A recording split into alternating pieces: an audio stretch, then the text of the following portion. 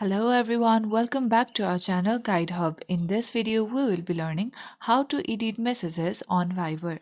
To edit messages on Viber, first tap Open Application or visit the official website, that is viber.com. Either way, make sure that you are logged in. Once you are logged in, tap to chat with your contacts. Then let's send a message first. Now, to edit this message that I have just sent, you have to hold the message for a couple of seconds.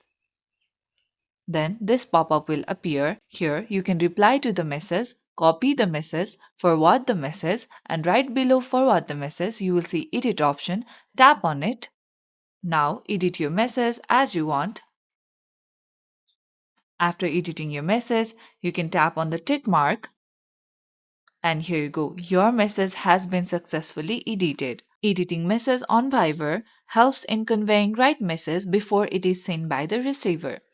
That's it for today's video. Hope you guys find this tutorial helpful. If yes, don't forget to like and subscribe to the channel. Press the bell icon so you never miss out to our videos. Goodbye till then.